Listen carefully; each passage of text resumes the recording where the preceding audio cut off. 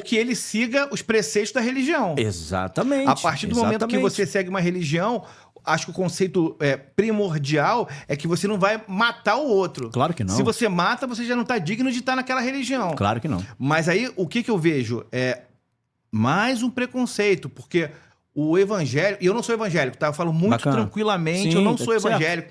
Eu sou católico. Hoje não frequento, mas eu fiz crisma, fiz comunhão, me casei, tudo na igreja católica. Quando puder, volta. Ok? Fiz tudo na igreja católica. Mas eu não tenho preconceito. Então, em relação a isso... Então, o que acontece? O que eu percebo o evangélico, hoje no Brasil, ele não pode sair da linha do que a mídia acha que ele tem que ser. Uhum. E aí, existe hoje a tal da intolerância religiosa, que pra mim, o que é uma intolerância religiosa? Que funciona com todo mundo, menos com os evangélicos, tá? É isso, eu ia falar isso. Pronto. Você falou o que eu quis falar. E, inclusive, a premissa do Estado laico...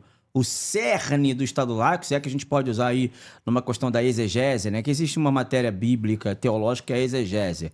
E a exegese, ela fala sobre a primeira menção. Na verdade, hermenêutica. Ela fala da primeira menção. O que é isso?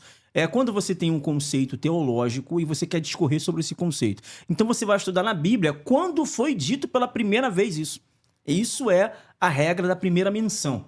E veja, é exatamente isso que acontece. A primeira menção do Estado laico foi feita e foi mencionada pelos protestantes, que tinham diversas tretas teológicas com o poder religioso vigente, que eram nossos irmãos católicos apostólicos romanos. Então, a primeira célula a sair dos católicos apostólicos romanos foram os protestantes. E que não foi uma coisa de, não estão seguindo mais vocês, tá tudo certo. Não, a parada foi séria. Em determinados momentos houve excomungação, foram excomungados, como Martim Lutero em 1517 na Alemanha, mas você teve também guerras sangrentas entre países que eram protestantes, Holanda, por exemplo, contra países que eram católicos. E isso aconteceu, inclusive, no Brasil.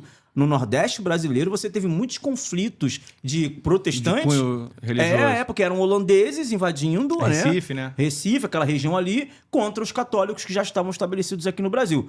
Os católicos venceram, tá? E esses evangélicos holandeses foram para o norte fundar uma cidadezinha que a gente chama hoje de Nova York.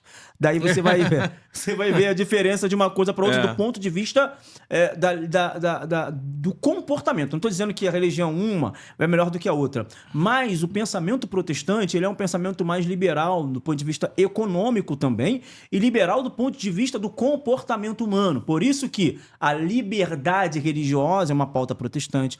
O direito à legítima defesa é uma pauta protestante. A propriedade privada é uma pauta protestante. É uma pauta protestante.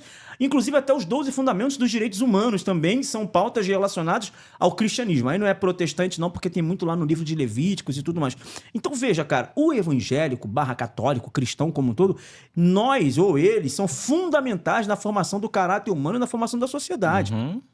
Dentro da favela não é diferente. Eu escrevi um livro chamado Capitalismo e a Favela, a gente pode falar sobre esse assunto depois, e já estou rascunhando o conservadorismo e a favela, onde eu falo muito sobre essas células religiosas, desde da Umbanda, Candomblé, evangélicos e católico-apostólicos romanos. Agora, eu falo com vocês, os evangélicos, sobretudo os evangélicos mais tradicionais, digamos assim, pentecostais, eles são, de fato, a maior barreira de resistência contra a disforia woke. Eu não gosto de chamar de cultura woke, porque cultura, pra mim, cultura é positivo, música. Né? Cultura é coisa boa, é positivo. Isso é uma disforia. Perfeito. O evangélico raiz, do reteté, aquele cara lá do pentecostal, esse cara é uma grande barreira de resistência. Para esse cara não existe... Ele é incorruptível. Esquece, irmão. Perfeito. E não é sobre dinheiro, não é sobre qualidade de vida, não é sobre ser aceito na sociedade. Essa galera já sabe que compete agradar a Deus e não agradar aos homens. Então, assim, isso não significa que eles sejam intolerantes. Justamente porque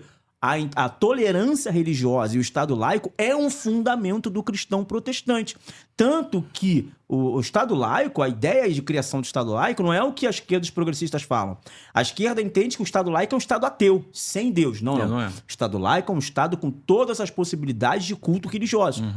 Budista, hinduísta, ao islâmico, ao católico, a todos eles. Então, o protestante ele tem um papel fundamental nas garantias das liberdades, seja religiosas, seja liberdades sociais e liberdades econômicas. É só você ver o padrão e o parâmetro dos países cristãos protestantes. Você tem Suíça, você tem Suécia, você tem Holanda, você tem Estados Unidos, você tem Inglaterra, e você vai ver o padrão de outros países, entendeu?